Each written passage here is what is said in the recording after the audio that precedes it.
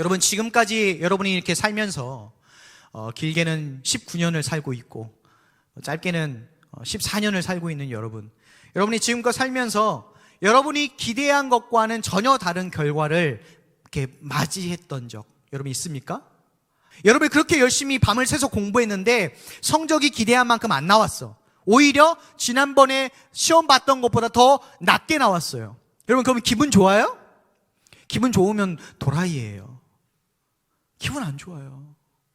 너무너무 실망하고 낙심되고 좌절되고, 그리고 뭐합니까? 스스로 패배의식에 사로잡히는데 어떻게 얘기해요? 아, 나는 안 되는 건가 보다. 나는 진짜 더 이상 한계인가 보다 하고 자포자기하고 패배의식에 사로잡힙니다. 그런데 오늘 우리가 본문 말씀 읽었던 열왕기상 19장 말씀에 엘리야 선지자가 지금 이 패배의식 속에 사로잡혀 있는 모습이에요. 여러분, 지난주에 엘리 선지자의 모습이 어땠습니까? 멋있었어요? 맞아요. 진짜 멋있었어요. 전사님은 그렇게 쓰임받고 싶어요. 정말 이 마지막 때에 바알과 아세라, 돈을 사랑하고 돈이면 다다 하는, 그리고 아름다우면 다다, 잘생기면 다다 라는 그러한 시대적인 우상들 속에서 저는 하나님 편에 서 있는 자, 엘리야 선지자 같은 자가 되고 싶어요. 여러분, 그런 자가 되고 싶습니까? 우리 같은 그런 꿈을 가져야 돼. 자, 근데 그 갈멜산에서 누가 하나님인지 누가 참 신인지를 대결하는 거를 갈멜산에서 했단 말이죠. 어떻게 됐습니까? 결과가 누가 이겼어요? 당연히 하나님. 당연히 엘리야 선지자가 이 영적 싸움에서 승리를 했죠. 엘리야가 제단을 쌓고 그 위에 송아지를 올리고, 그리고 뭐 했습니까? 거기에 물을 충분히 적셨어요. 그러니까 하늘에서 일반적인 불이 내려서는 불이 안 붙어요. 그죠?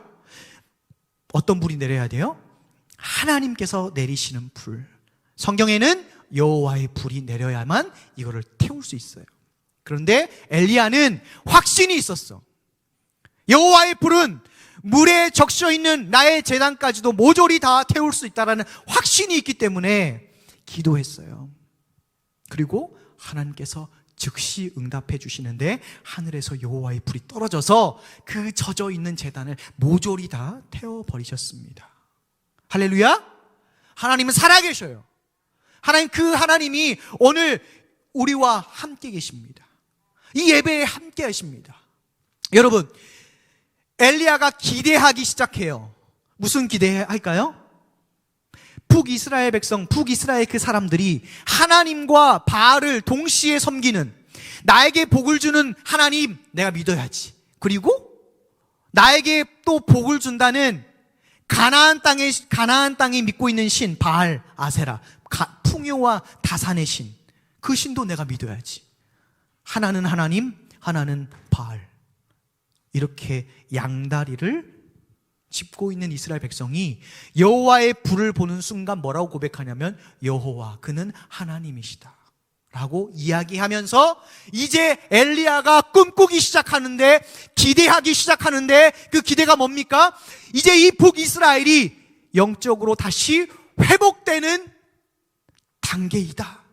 하나님께서 나를 통해서 이 영적으로 어두워져 있는, 저주받아 마땅한, 심판받아 마땅한 이 땅을 다시 살리시겠구나라는 기대와 소망이 있었다고요. 그런데 여러분, 그렇게 됐어요? 그렇게 안 됐죠. 이 사건을 아합의 부인이었던 이세벨이라는 여왕이 들었어요. 그 이세벨이 뭐라고 얘기한지 아세요? 그 이세벨은 그 갈멜산에 없었거든. 아합 왕을 통해서 그 사실을 들어요. 그 소식을. 야, 엘리야 선지자가 하늘에서 불을 내렸는데 북이스라엘 백성들이, 나의 백성들이 하나님을 믿겠다고 이제 막 요동쳤어. 그리고 엘리야 선지자가 뭐 한지 알아? 당신이 믿는 그 바알과 아세라 신 선지자들을 기손 시내로 다 끌고 가서 다 죽였어. 그 말을 했어. 이세벨이 어떻게 했을까? 무서워. 이랬을까요? 말씀에서 한번 확인해 볼까? 우리 열왕기상 19장 말씀 펴보세요. 말씀 펴보시고 19장 1절에서 2절 말씀 한번 우리 큰 소리로 함께 읽어보겠습니다. 19장 1절에서 2절 말씀 성경 보세요. 자, 큰 소리로 읽습니다. 시작. 아합이 엘리야의 물을 행한 일과 그가 어떻게 모든 선지자를 칼로 죽인 것을 이세벨에게 고하니 이세벨이 사자를 엘리야에게 보내어 이르되 내가 내일 이맘때에는 정녕 내 생명으로 저 사람들 중 한 사람의 생명 같게 하리라. 아니하면 신들이 내게 벌 위에 벌을 내림이 마땅하니라 한지라. 지금 뭐라고 얘기해요? 이세벨이? 엘리야가 그렇게 했다고? 내가 맹세하건대, 내가 믿는 바알 신에게 맹세하건대 저 엘리야 선지자를 그 죽은 바알 선지자처럼 내가 똑같이 죽여주겠어 하고 자기의 사자를 보냈어요. 여러분, 그 아프리카에 있는 사자가 아니라 이세벨의 대신이라고, 대사를 보냈다고, 대사. 그래서 엘리야가 그 말을 듣게 됩니다. 여러분, 엘리야가 이 말을 들었을 때 그 기대하고 소망했던 것이 와장창 무너져요. 북이스라엘 백성들이 쿠데타를 일으켜서 저 아합과 이세벨을 처단하고 다시 여호와 하나님께로 돌아가자라고 이야기할 줄 알았는데 북이스라엘 백성들은 조용하게 있는 거야. 눈치만 살펴보고. 그리고 이세벨은 내가 널 죽여버릴 거야 라고 이야기하니까 엘리야 선지자가 완전히 무너지기 시작하는데, 어떻게 무너졌냐면 그 말을 듣자마자 북이스라엘 이세벨이 나를 못 잡도록, 엘리야 선지자를 못 잡도록 남유다 지방으로 도망갑니다. 망명을 해요. 망명. 여러분, 망명이 뭔지 알죠? 망명했다고. 망명. 북이스라엘 선지자가, 하나님께서 세우신 선지자가 도망쳤다고요. 죽을까봐. 그리고 남유다로 도망치는 것도 모자라서 자기의 사화는 그대로 놔두고 광야로 더 들어가요. 아무것도 없는 돌, 모래, 그런 돌산, 그거밖에 없는 광야에 더 들어가서 로뎀 나무라고 하는 작은 나무, 앙상한 나무, 그 나무 밑에 앉아서 뭐라고 고백하냐면, 하나님, 나를 죽여주십시오. 저는 내 조상들보다 못한 사람입니다. 무슨 말이에요? 내 조상 아브라함보다 못한 자고요, 내 조상 이삭과 야곱과 모세와 아론과 그런 자들보다 저는 못한 놈이에요. 보셨잖아요. 하나도 안 변하잖아요. 여호와의 불이 내리는 것을 그들이 봤음에도 불구하고 북이스라엘에 아무런 변화가 없잖아요. 그러니까 그냥 저 죽여주세요, 저 데려가 주세요라고 울부짖기 시작해요. 울부짖기 시작합니다. 여러분, 여러분이 엘리야 선지자라면 이 상황 속에서 더 힘을 내서 말씀을 선포하고, 그래, 죽이려면 죽여라, 그러나 나는 도망치지 않고 내 사명을 감당하겠어. 여러분, 그렇게 하실 수 있을 것 같아요? 전도사님도 그렇게 못할 것 같아요. 솔직히 무서워서 도망칠 것 같아. 이 변하지 않는 현실 앞에, 그 변하지 않는 지독한 냉담한 현실 앞에 저도 무너졌을 것 같아요. 여러분, 그런데 중요한 게 뭐냐면 엘리야 선지자가 무너졌다, 그것이 중요한 게 아니라 하나님이 어떻게 하셨는지가 중요한 거예요. 할렐루야. 여러분 자신이 무너진 게 중요한 게 아니라고요. 하나님이 어떻게 하시느냐가 중요한 거예요. 여러분, 우리는 엘리야 선지자와 같은 똑같은 성정을 지닌 사람이에요. 그래서 현실 앞에, 내가 기대했던 그 현실 앞에 항상 무너질 수밖에 없어요. 무너질 수밖에 없어요. 그런데 중요한 거는 하나님이 어떻게 하셨냐가 중요한 거야. 여러분, 하나님이 어떻게 하셨을까요? 우리가 알고 있는 것처럼 하나님께서는 엘리야 선지자를 만지시고 먹이셨습니다. 그 로뎀나무 아래서. 하나님 뭐 하셨다고요? 하나님이 만지시고 먹이셨다는 거. 이게 중요한 거예요. 이게 중요한 거예요. 우리 하나님은 지금도 당신의 자녀들을 만지시기 원하고 먹이시기 원하십니다. 믿으세요? 우리 하나님은 지금도 우리를 만지시기 원하고 먹이시기 원하셔요. 그래서 여러분이 지금 이 자리 가운데 있는 거예요. 여러분, 예수님의 수제자 누구죠? 여러분의 그 예수님의 12제자 중에 가장 뛰어난 제자가 누구예요? 베드로. 그렇지, 베드로. 베드로가 예수님이 십자가에서 이제 내가 잡혀서 죽을 거야 라고 이야기했을 때 베드로가 뭐라 한지 아세요? 베드로가 좀 다혈질이거든. 탁상을 탁 치면서 예수님! 예수님이 잡혀가시고 예수님이 죽는 그 순간까지 나는 배신하지 않고 나도 따라 죽겠습니다 라고 고백했던 사람이에요. 그런데 막상 예수님이 잡히고 나시니까 베드로가 어떻게 했어요, 여러분? 닭이 울기 전에 예수님을 3번 부인해요. 근데 베드로가 누구 앞에서 부인했냐면 대제사장 혹은 로마의 황제 앞에서 혹은 바리새인 앞에서. 여러분, 부인했을까요? 아니요. 계집종,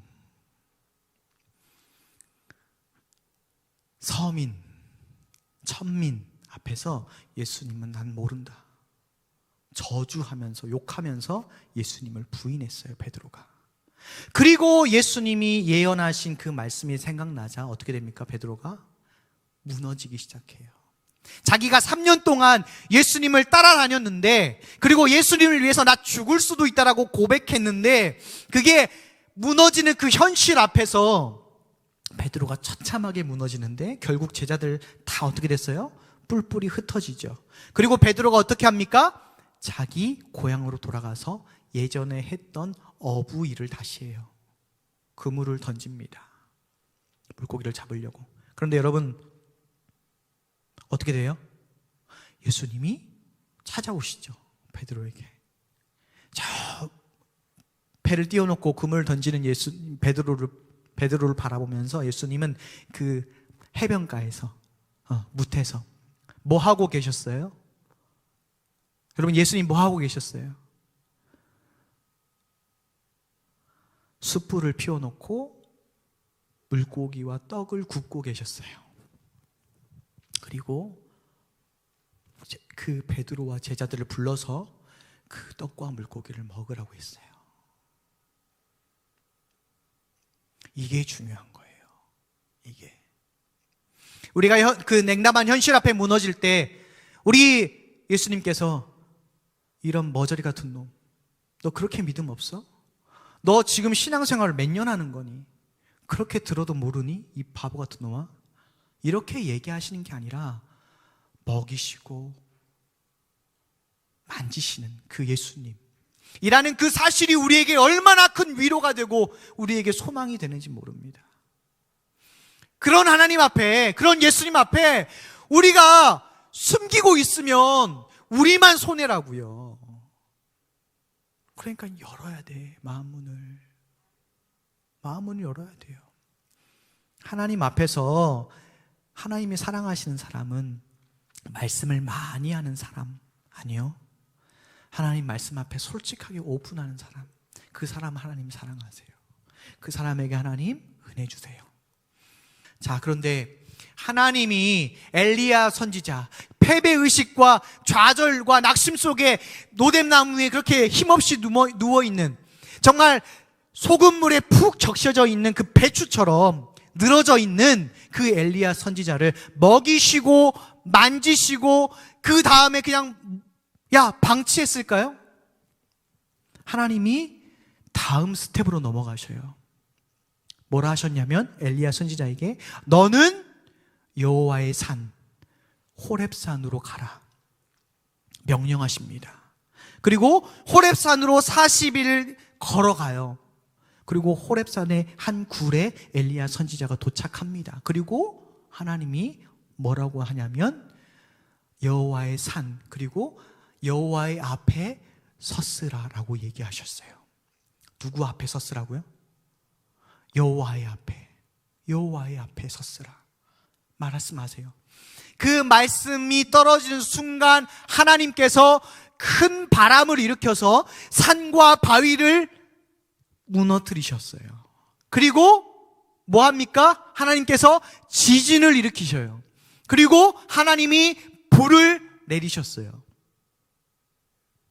그런데 말씀에 보니까 하나님이 바람과 지진과 불 가운데 계셨다 안 계셨다? 계시지 않았다 라고 말씀에 나와 있어요. 그리고 그 세 가지가 다 지나가고 나서 하나님의 세미한 소리가 들려요. 음성. 그 음성이 뭔지 아세요? 엘리야야 네가 어찌하여 여기 있느냐. 엘리야야 네가 어찌하여 여기 있느냐. 이 작은 소리가 들려요. 여러분 왜 하나님이 그렇게 하셨을까? 하나님이 힘자랑하시려고 그러세요? 아닙니다. 뭐냐면 사람이 살고 사람이 변하고 사람이 다시 소망을 품게 되는 그러한 과정에는 바람이 불고 지진이 나고 하늘에서 불이 떨어지고 그래서 사람이 변화되는 게 아니라 세미한 그 하나님의 음성 앞에 서 있는 자가 변화된다는 사실이에요. 그걸 말씀하시기 위해서. 그러니까 엘리야야 낙심하지 말아도 돼. 왜? 북이스라엘 백성들이 변화되는 것은 갈멜산에서 여호와의 불 한 번 떨어졌다고 변화되지 않아.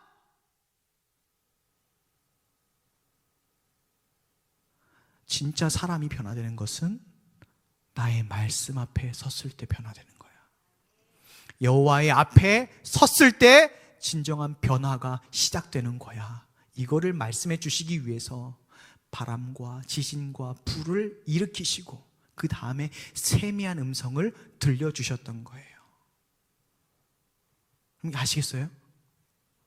여러분 어떤 문제 앞에서라도 우리가 취해야 할 자세는 누구 앞에 서 있느냐가 중요한 거예요.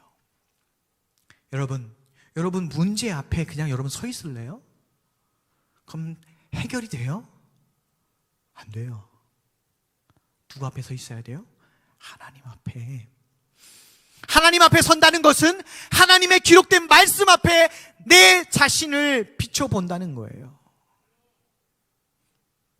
하나님 앞에 내가 날마다 내 영적인 실상을 바라보지 못하면, 말씀으로 비춰보지 못하면 나는 20년, 30년 교회 다녀도 아무런 능력을 나타낼 수 없는 그런 하나님과 바울 사이를 왔다 갔다 머뭇머뭇거리는 영적인 절름발이, 영적인 병신처럼 살아갈 수밖에 없다는 거예요.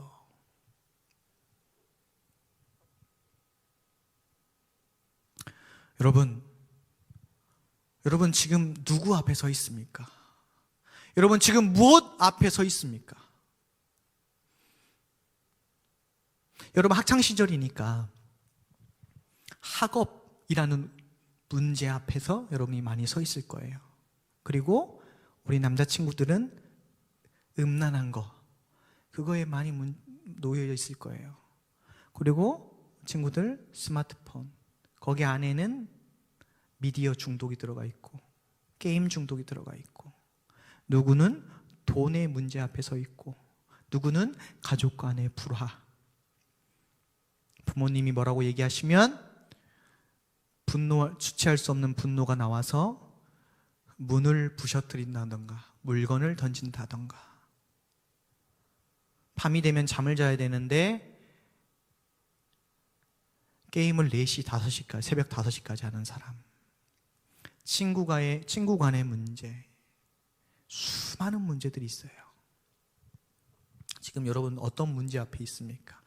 누구 앞에 있습니까? 여러분, 그 문제 되는 것에 서 있으면 여러분 죽어요. 100% 죽습니다. 여러분은 지금 말씀하시는 하나님 아버지 앞에 서 있어야 돼요. 아멘? 그래서 오늘 이 예배 드리고 끝나는 것이 아니라 매일매일 말씀 앞에 내가 거룩하게 겸손하게 오늘 이 말씀을 통해서 하나님이 나에게 뭐라고 말씀하시는가를 그 세미한 음성을 날마다 듣지 못한다면 여러분은 살아있지만 죽어있는 자, 껍데기는 엘리야 선지자이지만 로뎀 나무에 누워서 아무것도 못하고 죽여달라고 말하고 있는 엘리야 선지자의 모습과 같을 수밖에 없어요.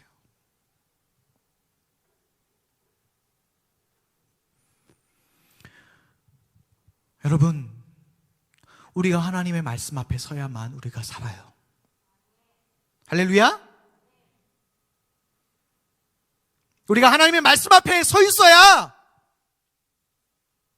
여러분이 하나님의 쓰임 받을 수 있어요. 세상에서 구별될 수 있다고요. 맨날 입으로 빛과 소금이 되게 해달라고 기도만 하면 뭐합니까? 세미한 음성 가운데 하나님을 만나는 시간이 없는데 어떻게 힘을 받아요? 여러분, 우리는 스스로 빛을 낼 수 없는 사람이에요. 여러분, 우리는 스스로 짠맛을 낼 수 없는 그런 존재라고요.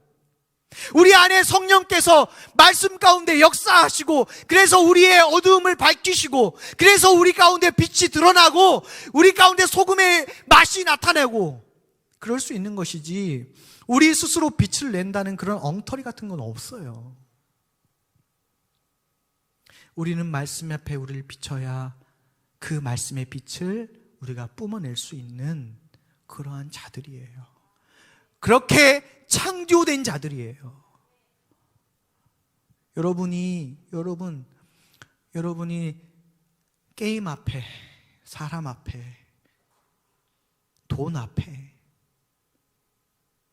여러분이 계속 서 있으면 여러분은 점점 죽어가고 빛이 아닌 어둠을 밝히는 사람이 될 거고, 여러분은 맛을 잃은 소금이 되어서 길바닥에 버려지는 사람들이 될 겁니다. 이건 제 말이 아니고 예수님께서 하신 말씀이에요. 소금이 만일 맛을 잃으면 어떻게 된다고요? 땅에 뿌려져서 사람들이 밟고 지나간대요. 너 크리스찬이야? 내가 너 보니까 넌 크리스찬 아닌 것 같아. 아무런 능력도 없잖아. 경건하지도 않고, 입에서는 욕이 쉴 새 없이 나오고, 짜증이 쉴 새 없이 나오고, 흐리멍텅, 왜 사는지도 몰라, 왜 공부해야 되는지도 몰라, 왜 예배해야 되는지도 몰라.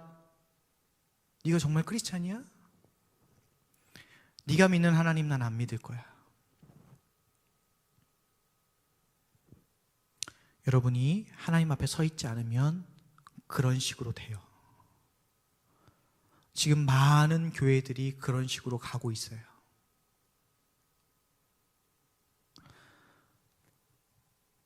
여러분, 전도사님은 여기서 설교하고 여러분에게 더 이상 말을 못해요.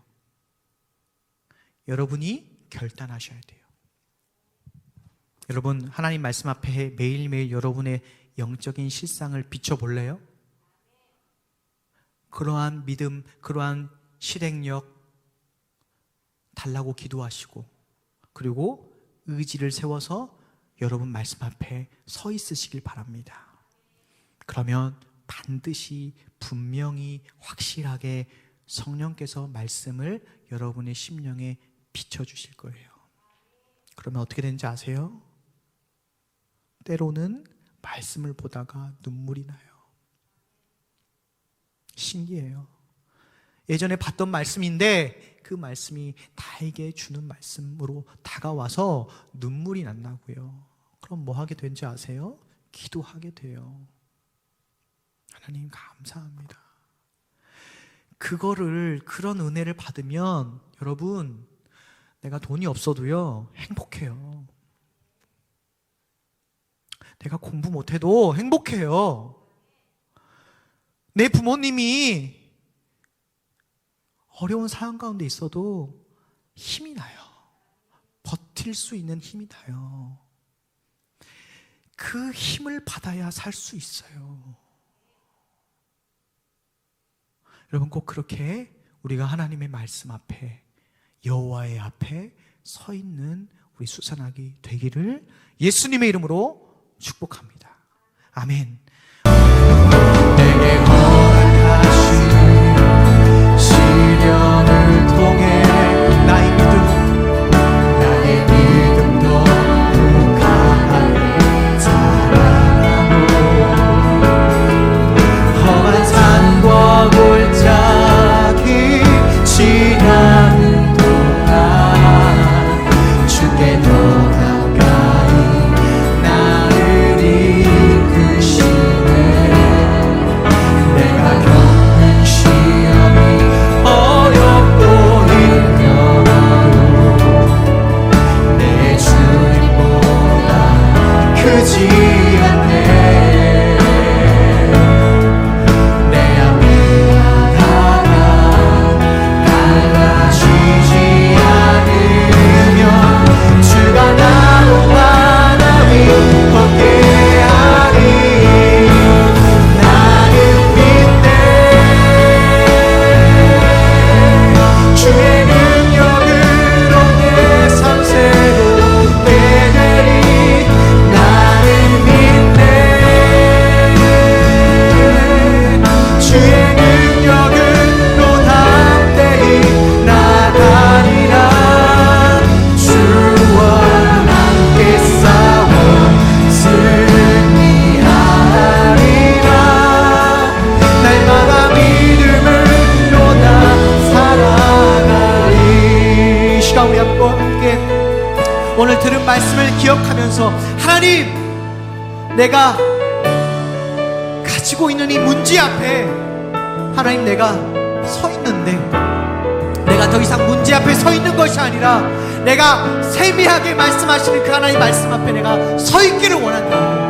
그렇게 하지 못했던 나의 죄악, 나의 교만과 나의 나태함들, 하나님 이 시간 예수의 보혈로 의지하여 회개하오니 나를 용서해달라고. 이 시간 그 간절한 기도 제목까지 함께 나가겠습니다. 우리 주님의 이름 한 번만 크게 부르시고 동서로 기도하겠습니다. 주여, 아버지 감사합니다. 아버지, 오늘 이 시간 학생의 예배를 통하여서 우리에게 말씀하여 주시면 감사합니다. 하나님의 대한 선지자가 정말로 변하지 않는 그 현실 앞에 자기가 기대한 것보다 너무나도 열악한 그 현실 앞에 무너지고 쓰러져 있고 정말 도망치며 해내의식 속에 살아가는 아버지, 그러한 삶을 살아갔지만 하나님, 그 자리 가운데 엘리야 선지자를 버리지 아니하시고 그를 먹이시고 그를 만지시고 그리고 그에게 하나님의 앞에 서 있으라고 말씀하여 주셔서 세미한 그 음성, 엘리야야 네가 어디 있느냐, 네가 어찌하여 여기 있느냐, 다시 너의 길로 돌아가라 말씀하신 하나님의 음성을 우리가 듣기 원합니다. 하나님 아버지, 우리의 삶 가운데 여러 가지 문제가 있습니다. 여러 가지 시련과 여러 가지 아픔들이 있습니다. 끊고 싶어도 끊지 못하는 여러 가지 중독들, 게임과 음란한 것과 돈을 사랑하는 것과 하나님보다 나를 사랑하고 세상의 것을 사랑하고 아이돌 그룹을 사랑하고 영화를 사랑하고 헛된 문제와 아픔 앞에 우리가 서 있는데, 하나님, 우리가 그곳에 서 있다면 죽음밖에 없고 그곳에 서 있으면 어둠밖에 없고 그곳에 서